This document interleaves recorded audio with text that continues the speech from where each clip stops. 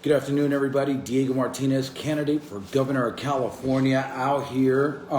We got some questions, so as you guys can see, I got like a stack of sheets of questions I got over the weekend that I haven't been able to really answer one-on-one. A lot of them we did, but what I'd like to do is let everybody know, yes, on the news you hear about two guys that are running for governor of California.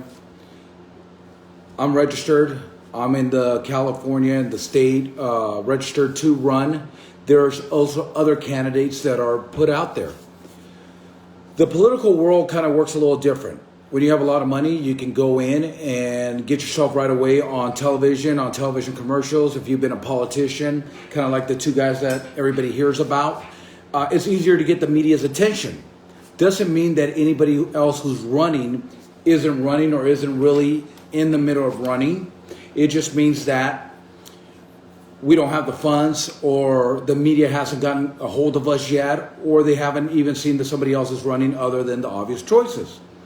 Usually that comes from basically the GOP, or what we call the Republican Party up top, right? Not really the lower level like your central committees or all your normal Republican people.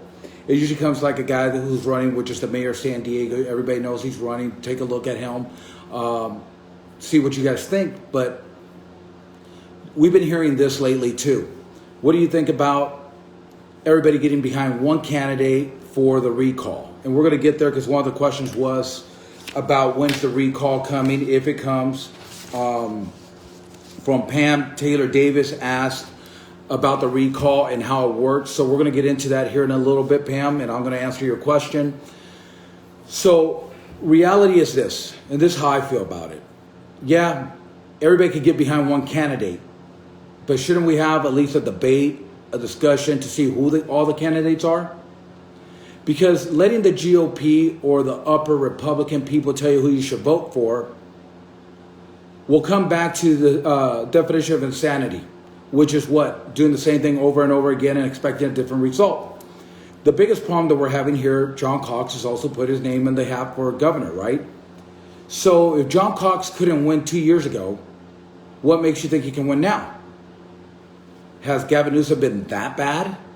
Well, they did a poll the other day, and it shows that no. John Cox will get 32% of the votes. Gavin Newsom will still get 58%. Still be the governor. The same thing with Falker.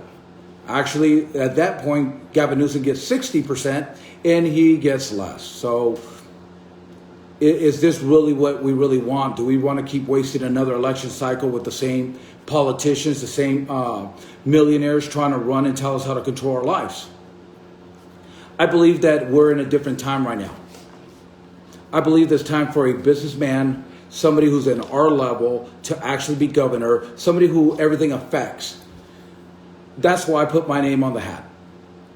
That's why I'm running for governor, because I am just like each and every single one of you guys. I actually work for a living. I have my own company. We're not a very big company, but we're a profitable company. We stay in business. When the gas now is almost $4 a gallon, a lot of you guys have been driving up and down. You guys see how gas just increased. That comes from two folds. One, our president. Two, the tax bill that we signed a year ago into effect, allowing our state to raise taxes on gas for may go to road fixtures, which hasn't gone anywhere. So reality is this. If we want to change California, we need to start with changing our thinking. We need to start changing the way that we think and the way we vote. This isn't about party lines, because both parties have failed every single one of us.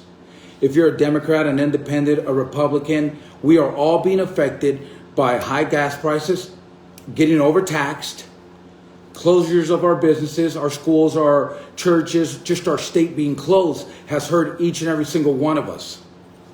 Do I believe in COVID-19? Yes, I do. Do I think it's dangerous? It is. But so is what we're doing about it. We need to take a step back and think this. If we can walk into Walmart, Lowe's, Home Depot, all these big department stores, any Safeway, Save Mart, Pack and Save, Food for Less, any one of these shopping stores, and we have to wear a mask, and that's supposed to make us safe. Why can't we wear a mask to Bob and Joe's little taqueria or the little boutique on the corner. The rules need to be made straight across for everybody, and we need to be held accountable for everything that we do. Now, I don't believe in defunding the police. That was one of the questions about law and order. I believe that we need law and order back in California. I don't believe that people should be getting out of prison without doing their time. I think that we need to watch our budget and control our spending, and that's called accountability, which we have lost. We need to hold everybody accountable. Let's remember this before I get into the questions. One, if you're a public servant, that's exactly what it is. You're a public servant. We work for the public. We don't work for ourselves, and the public doesn't work for us. That means we have to be accountable to each and every taxpayer here in California. Before I get going, I had the pleasure of being down south this last weekend, and I've talked to a group of people. I'm going to tell you guys something that nobody else is going to tell you. I have one special interest group, and that interest group is going to get 100% of my time, my dedication, and my energy.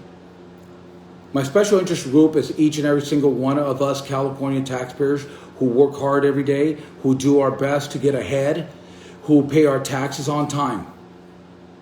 It's time that somebody takes us as their number one priority, and that's me. That's why under my administration, we're going to be transparent. We're going to be held accountable. We're going to hold the sheriffs, the chiefs of police responsible and accountable for what's going on their watch. We will not defund the police. We're actually going to give the police the enforcement, the tools, and the budget that they need to make each and every single one of us feel safer. Now, I know there's people out there, because I came across a lot of people since I've been up and down in California that says, hey, I don't need the police. You might not, but your daughter, your mom, your wife, your grandmother, they do. And guess what? We need to feel safe when we walk outside of our doors. And defunding the police does not make anybody feel any safer. I was down in LA and I was talking to the couple, and they said, I don't feel safe driving down the street anymore. I'm worried that somebody's going to pull me out of my car, beat me up, take my money, take my stuff, take my car, and nothing happens to those people. Because that's what's going on right now under Gavin Newsom. How many of those people have been prosecuted? Now, I don't say what happened in Washington, D.C. was the right thing, because I disagree with what happened. But if they can track each and every single one of the people that walked into that Capitol, how come they can't track the person who's beating up somebody at a stoplight? We watch it on video. We all see it. So that's coming to a stop. Law and order is coming back, and law and order across the board. That's accountability. If you break the law, you go to jail. It doesn't matter who you are. This has got to stop. And we have got to feel safe in our own state, in our own houses, in our own cars as we drive down the street. It's time that we take law and order back to us and to the people here. With that, let's start with the questions that we have today. Pam Davis. So what would happen now, first of all, everybody get out there and sign the recall. If you haven't signed it, go and sign it. There was a news article today that Gavin Newsom's putting stricter rules and laws on signature verification.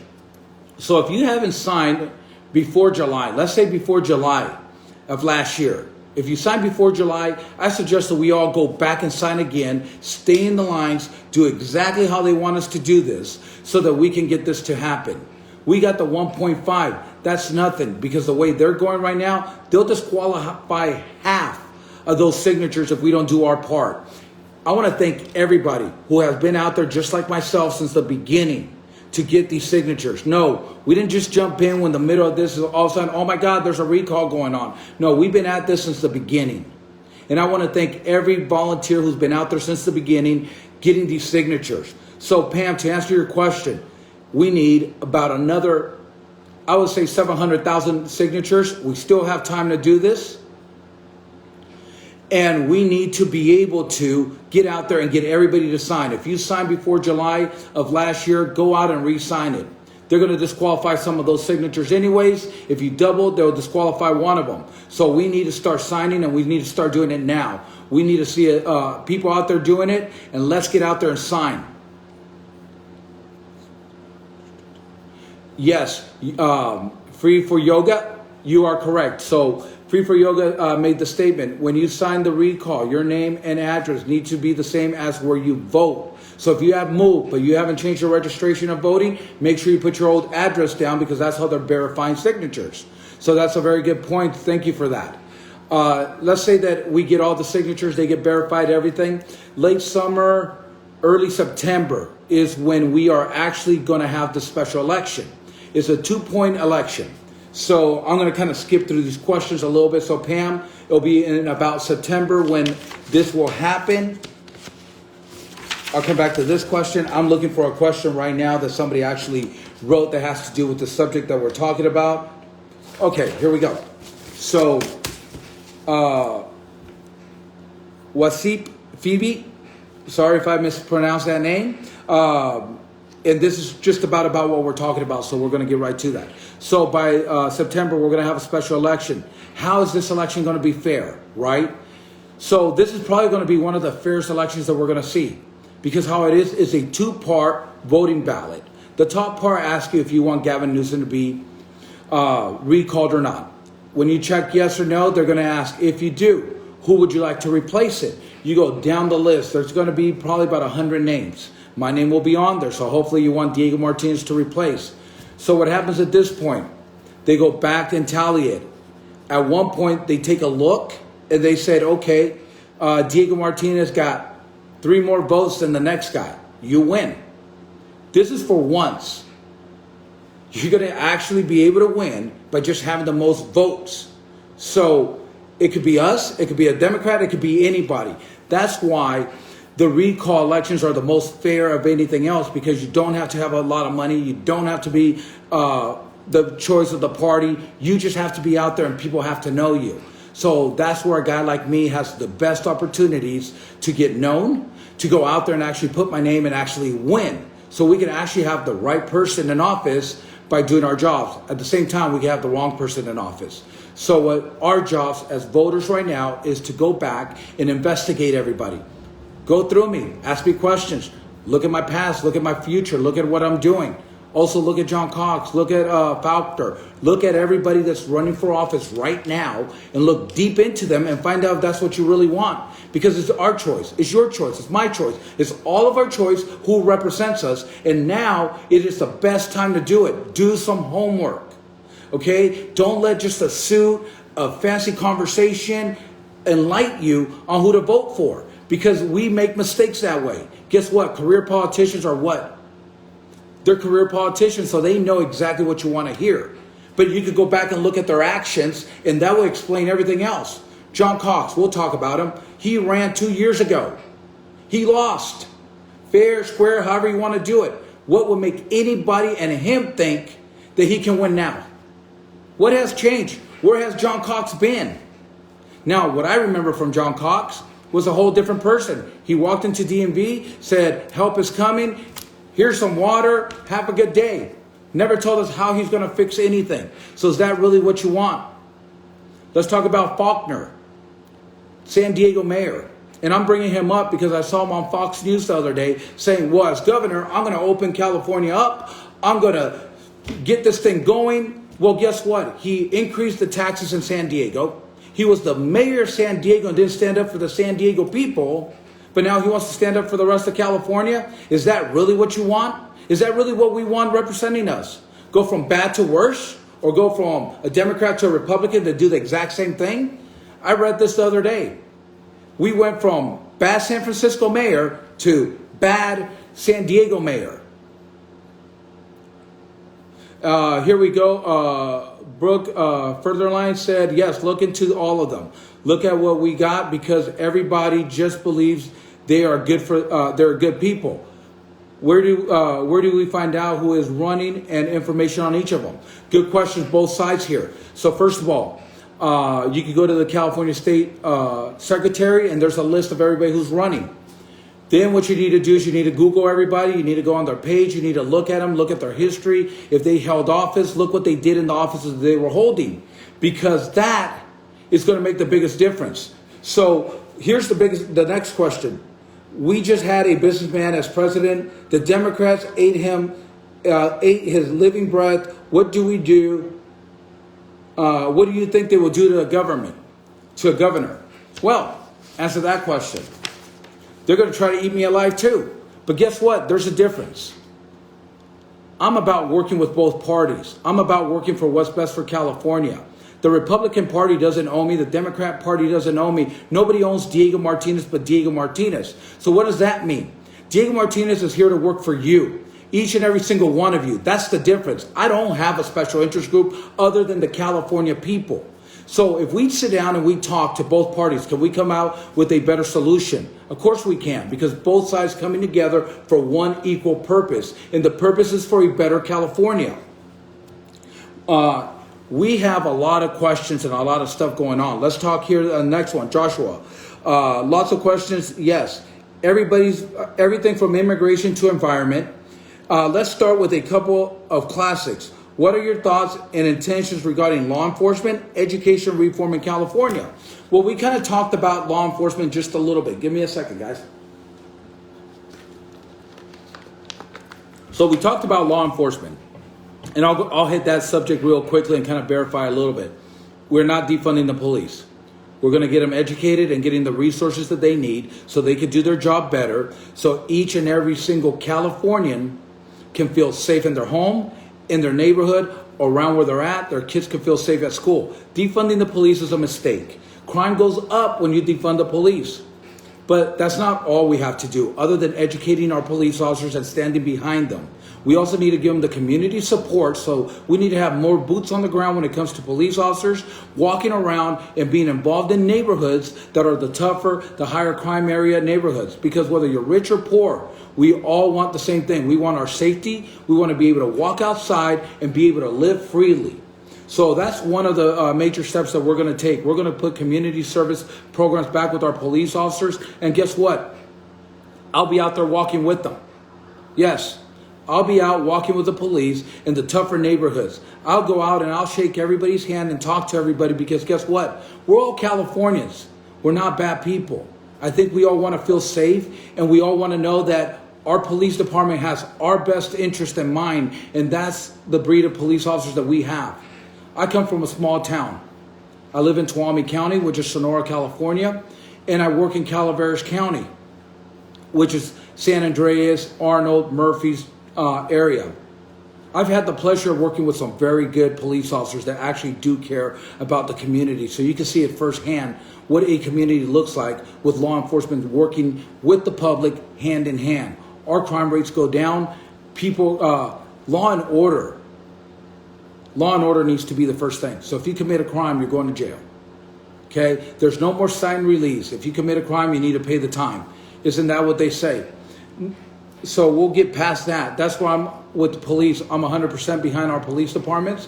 I'm 100% behind our law enforcement, and I'm 100% for law and order. Exactly law and order, where it's across the board. You get what you deserve if you break the law.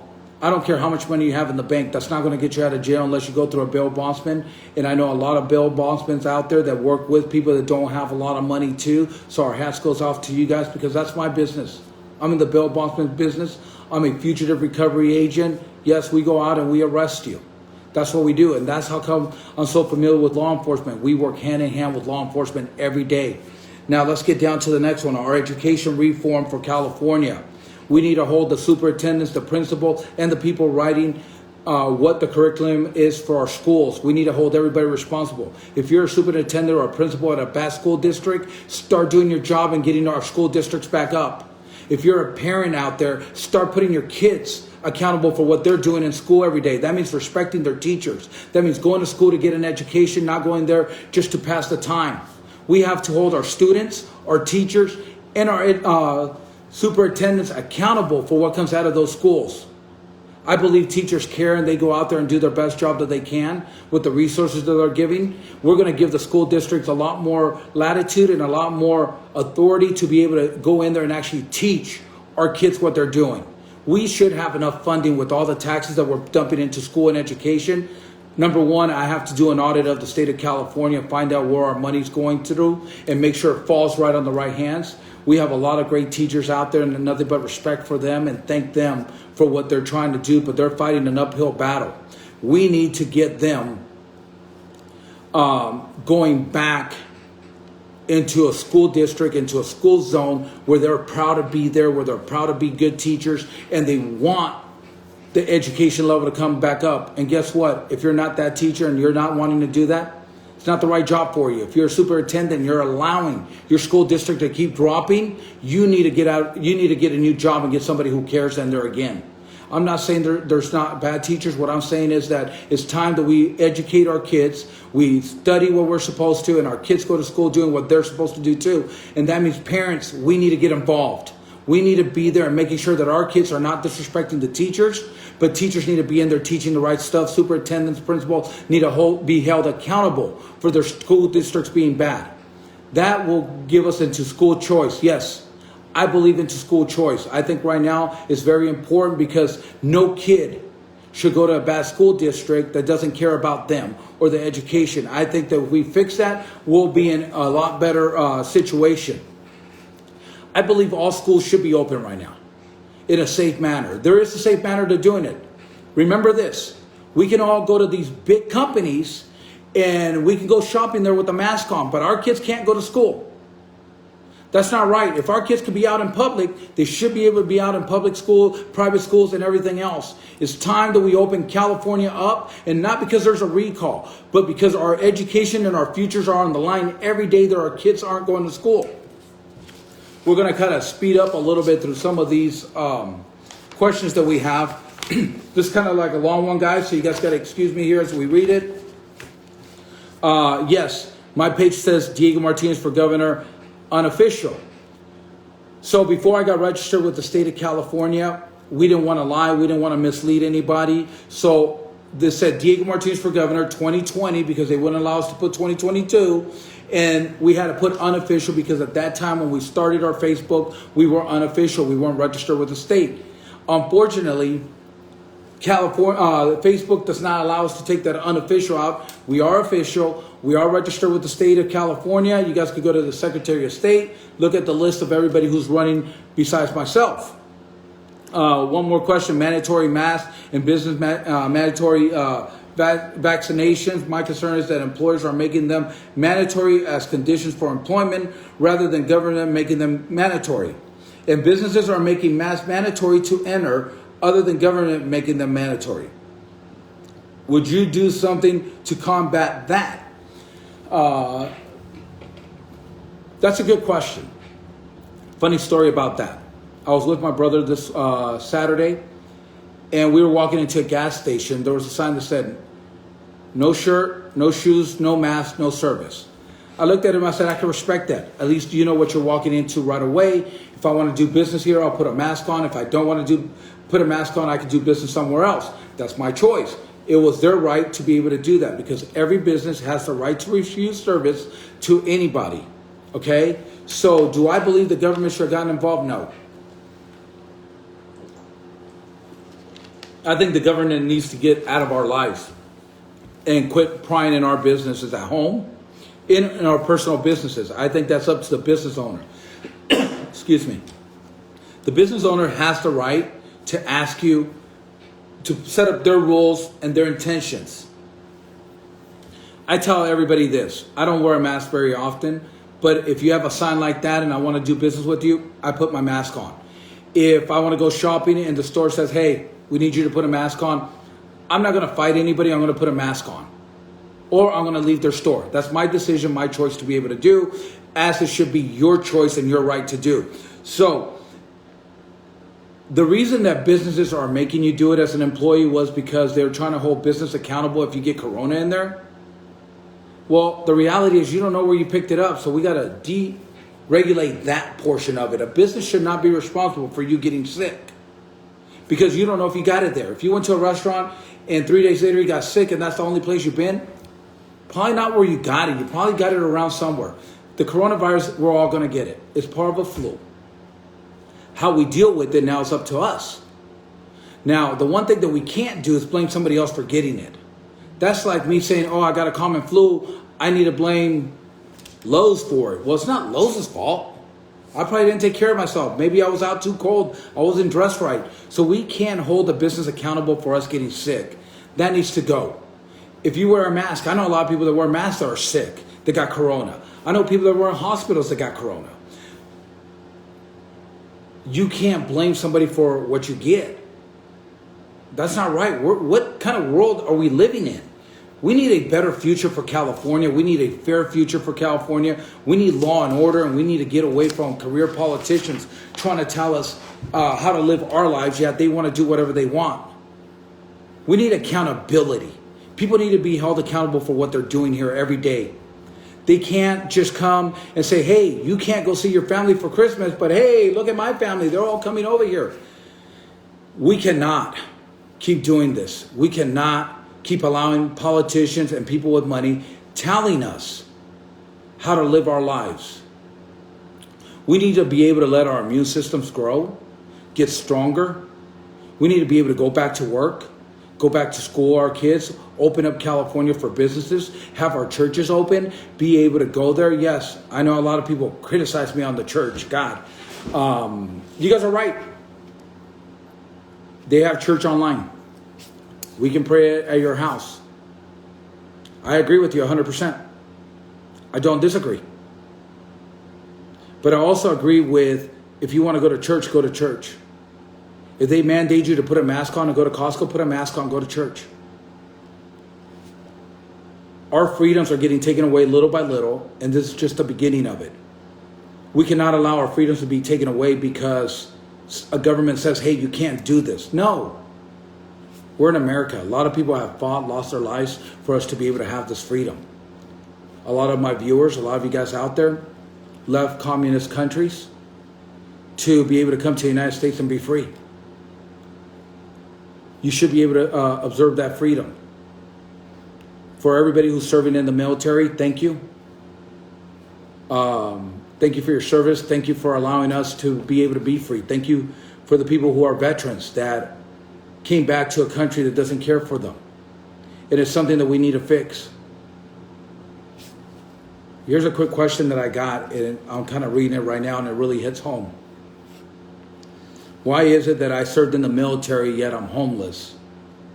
And somebody who crossed the border today that hasn't paid into our system has housing, medical, and everything that they could ask for. That's a tough question, because I agree with you. I don't think if you haven't paid a penny into the system, you should get anything out of it. I think that our veterans, we should have a plan for when they come home, have some kind of housing, have the VA do a better job. Donald Trump did a good job opening up a lot of the stuff, but we need to do a better job. The people who have fought for our freedoms, for our liberty, for the right for us to be able to do this should never be disrespected, should never be hungry, and should never be homeless. If we have all these plans for people who jump the border, who are here illegally, they get medical, they get welfare, they get everything else, yet our veterans don't get anything. That's going to change here in California. That will change when I become governor. Because our military, the people who have fought for our freedom, are our heroes. Not the guy who just scored a touchdown. Not the guy who just hit that fastball over the fence. Those aren't heroes. Heroes are the guys that risk their lives, their families, for us to be able to have a better future. And we need to be able to take care of those people. And we will. That all sounds great. Sorry, here we go. As a third generation native Californian born and raised, I'm interested in hearing your plans through viewpoints, convictions, and ideas as what are your, oh, that got cut off, huh? Let me see if I can find it. Sounds good, great. Education in California, we just kind of talked about that. So I'm going to kind of bring that education to our youth a little bit here, because we hear about churches and government. I believe they both have a place in our lives. I think churches should stay out of government and government should stay out of churches. But I think churches need to step up a little bit. And if you go to church, if you're a deacon, if you're a bishop, if you're a pastor, if you're a lead of your church, if you're involved in youth activities at your church, please listen to what I got to say, because it might intrigue all of us a little bit. I think if every church united with the same common goal, and I don't mean united like, oh, we're no longer this or we're no longer that, but unite with this. After school programs for the youth. How about having our youth go to the churches and having church programs, sports, education programs where the church gets involved? Why is that so important? Because that will, first of all, help with low-income families with their daycare. Put the kids in a program where they can play sports and be by people who love God, who love family, who teach good values and keep the kids out of the street. It wouldn't really cost the churches that much. You're asking for donations from these people anyways. Most of these kids that will be going to your church will probably go to your church for the rest of their lives because they believe in God, they believe in the Bible, and they believe what you're teaching them. Shouldn't churches be somewhat responsible for molding our young kids into a better future? How about schools? How about starting some after-school programs where we educate our kids after school? How about providing tutoring for these kids that don't have the family values or both of their parents are working, trying to make ends meet, keeping these kids out of trouble? Whose responsibility is that? Wouldn't churches fit a good role in that? Wouldn't after-school programs and educational programs fit a better priority in that without charging each family an arm and a leg for them to be able to provide these services for kids? That's a new program that we're going to look at and figure out how to work with schools and how to work with churches to integrate after-school programs for everybody. We know that funding's tight for everybody right now. But if we don't start taking care of our future, there won't be a future. If we don't make a difference now, there is nothing coming down in years from now. When we were younger, we used to say, hey, in 2020, cars will fly. We're going to be in the moon. We're going to be here and there. Now we have our government officials talking about climate control, climate change. That if we don't do something, we're not going to have an ozone layer. Well, here's the reality is, if we keep going the way we are, we won't have a state to worry about, let alone climate change. Climate change is a small portion of what's going on. If there is such thing as climate change, somebody said that we're freezing over because of climate change. No, that happens every winter. It's hotter than usual. No, every summer's hot. How about we change what we have going on right now that we can't control? How about forest management, where we actually go in there, manage our forests to reduce forest fires when they do occur because there's not so much dead timber on the ground that's going to burn? How about that we make roads so we can get in there and actually fight a fire right away instead of trying to figure out how to fight the fire? How about we go back to managing our state and our economy? How about we go back to managing, letting people come and want to do business with California, bigger corporations, industries coming back to create better jobs? How about we help with the homeless and fix the problem? And what I mean by fix the problem, this isn't a socialism agenda. I want everybody to understand that. We already set money aside to help the homeless, yet it's not really going to them. Our cities and counties are getting rich off the homeless people and not fixing the problem. It's time that we do real California solutions for real California problems. And the homeless is a problem that we need to fix. With mental health, yes. I do know, and I'll get back to that question here in a little bit because I got a big question from somebody this week, and they just kept beating me up back and forth on Facebook and saying I'm avoiding questions. I didn't avoid anything. I asked you to go look at my videos because all your questions are there. So I'm going to address them here in a minute. Mental health. 70% of our homeless people have mental health issues. SB 640 is sitting in front of Gavin Newsom's desk. He won't sign it. I'll sign it. I'll reopen the mental institution, the mental health centers, so we can get these people the help that they need. Help that they need. Not free. Help. Not wasting money that we're already wasting on hotels. That's a Band-Aid. That's not doing anything. There's no accountability.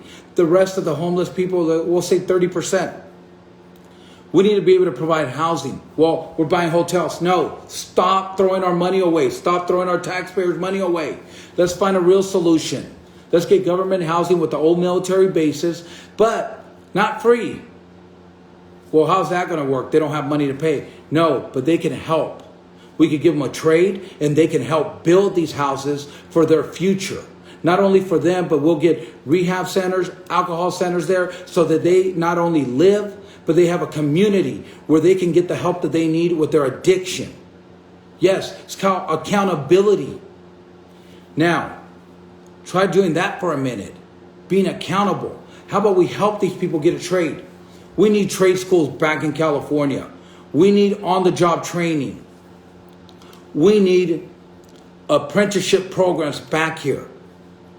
But more than that, we need to deregulate California and get industry back here and make it feasible for big companies and big business to want to do business in California to create jobs.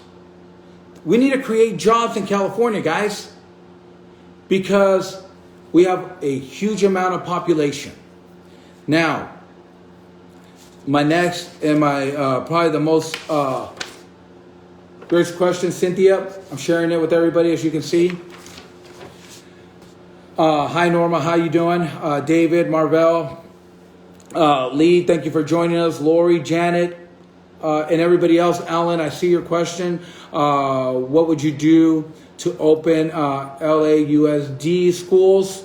I'm going to work with each county. There's 58 counties, so 58 different solutions. We need to get out there, and we actually need to get in there and help them open, with working with the union and working with the school teachers. And it's time that we open up all our schools. You kind of heard what I had to say about education. It's time that we do it. Laura, thank you for joining. Aldo, Richard, David, Lee, if anybody, Steve, anybody who I didn't mention on this side.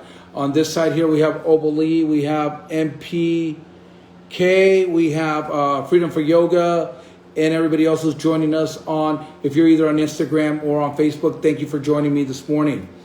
I'm kind of holding this last question here. I want everybody to know this. I run on an immigration reform program. I'm not talking about giving anything away for free.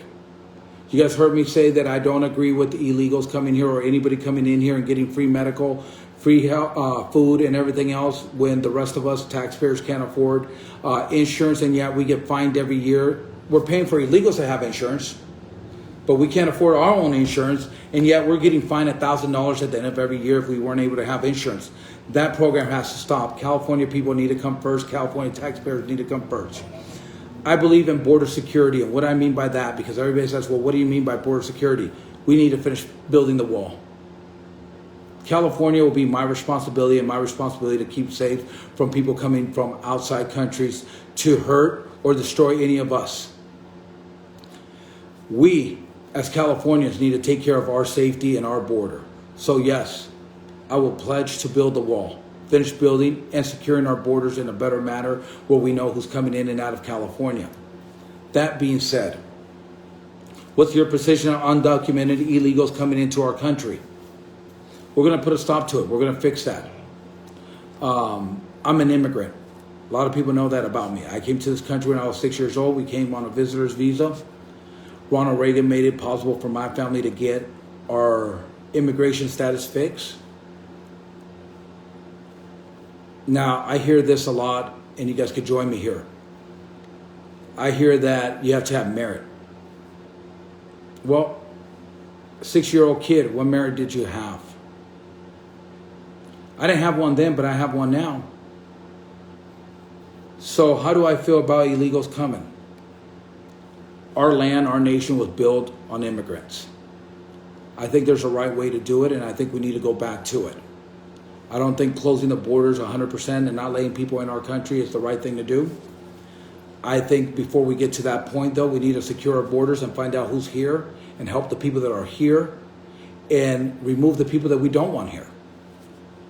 I don't believe in socialism, communism, and I don't believe in a handout. I believe in a hand up. I believe that we're all human beings and we all have the right for a better future. I believe that we need to fix the immigration system that we have in place right now. I know people who've been here 20 years trying to do everything right, pay their taxes, are on a work visa, and still are waiting for their green card. There's a problem there. There's a disconnect. I don't think anybody should be housed in cages, but I don't think anybody that we don't know who it is should be left free either, just to roam around. We don't know what we have. Immigration is it's a touchy subject for a lot of people because immigrants have gotten a bad reputation. I believe that our governor here right now has given illegals or immigrants or undocumented people a bad stimulus, saying that they're here for handouts, that they're here to be maintained by the California taxpayers. That's not true. Gavin Newsom ran on free medical for illegals or for undocumented Californians. He ran on that. So he kept that promise. I'm running on a different note. I'm running that I'm going to take each and every single one of you, each and every single California taxpayer, each and every single Californian as my number one priority. My special interest group, my only special interest group is you. In our safety, our livelihood, and our growth. Because California has a great opportunity to be the golden state again. But that opportunity is up to each and every single one of you. Do your homework, do your research on everybody who's running. Do your homework on me. When I'm somewhere, which I'm going to be on Sunday, I'm going to be in Petaluma at TNA Gun Store and Ammunition. Come out there and meet me. Come out there and judge me. Come out there and talk to me. Come out there and meet me. And let's have a conversation. I am a registered Republican, but before that, I'm a Californian.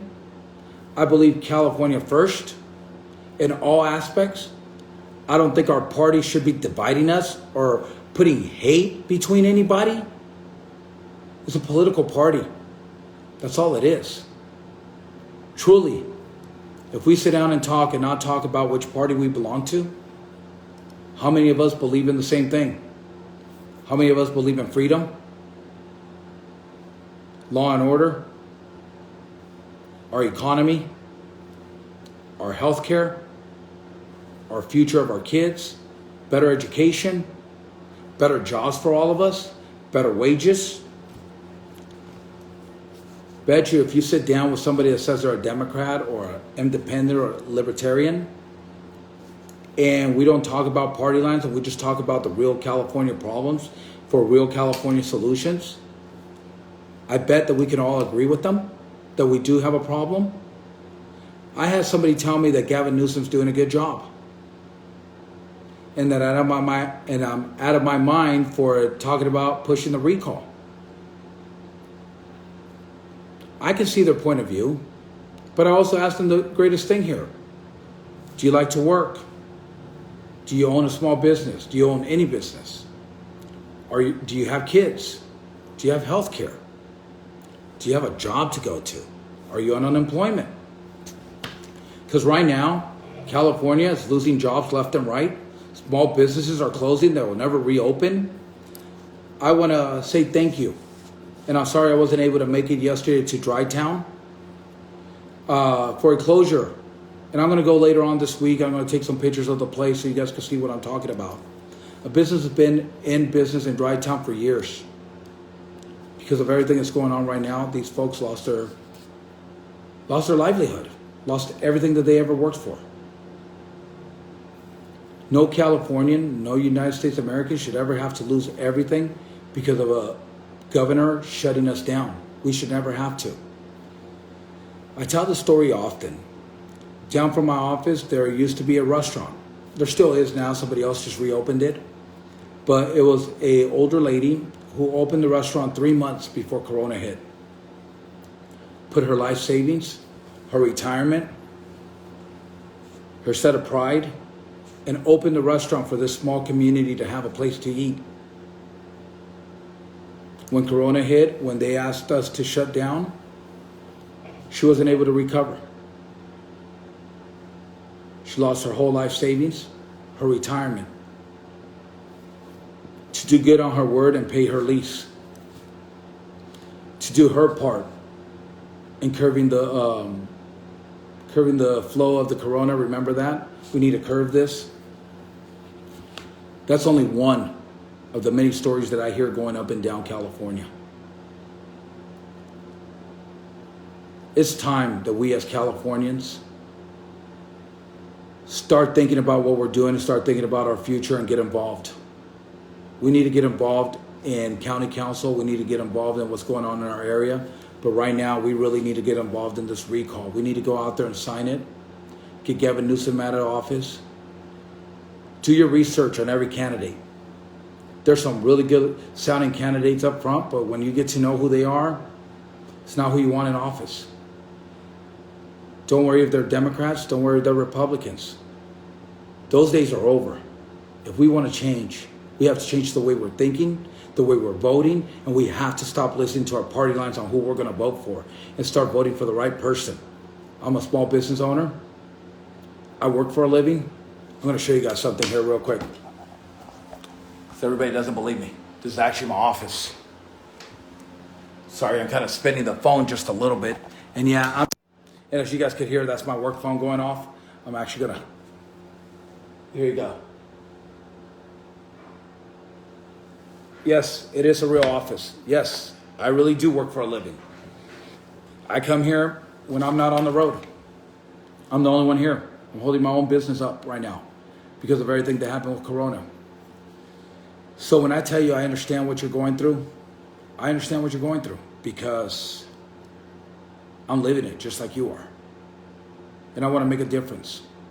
I want to make a difference in our lives and your lives and everybody else's lives who's out here watching and hearing this. Californians, it's time that we unite and come together for a better future. I don't dodge questions. If I ask you to look at my page because most of your questions are being answered, they have been answered. I don't run away from the top questions if we're in person, but it's a lot harder to email or text somebody an answer because you don't ever want to mislead somebody. You don't know what their interpretation of exactly what you just wrote. And I welcome questions from both sides. If you have something bad to say about me, you can go online and read it. I'm not hiding. There's nothing to hide. Only thing I'm doing is trying to do a better future for California and everybody involved. Now, we have came to the point where I've been doing this for a year. I've been self-funding my campaign for the last year. No special interest, nothing other than the California people. Now I'm going to ask each and every single one of you guys to please go to diegomartinez.com. And if you can, donate a little bit for the cost. Donate, help me get us to the finish line because that's what it's going to take. Even if it's $10 from each and every single one of you goes a long way. I've been up and down California for the last year. I've been self-funding. A lot of bigger people with a lot more money are coming into this right now. And for us to be competitive, we need to get to that point. I don't ask for money a lot, but right now we're going to need your help. If you believe in the cause, if you believe in making a difference in California, diegomartinez.com, hit the donate button and donate what you can because we need it now. I want to thank everybody for joining me. I will see you guys on the 27th. I'm going to be in Fresno, 27th in the evening. So I will see you guys that are going to that rally on the 27th in Fresno, California. I'll be out there. I also want to encourage everybody to come and see me. TNA, Gun and Ammo, Petaluma. We're going to be there from 11 to 2 in Petaluma. So come out and see us. Come out and join us. Come say hello. Come ask your questions. See what I'm about. Thank you guys very much. Diego Martinez, candidate for governor of California. We will be on the recall, and we're still going out there and encouraging everybody to sign it. So I'll see you guys on the next go around. Thank you for joining me. You guys have a good rest of your days.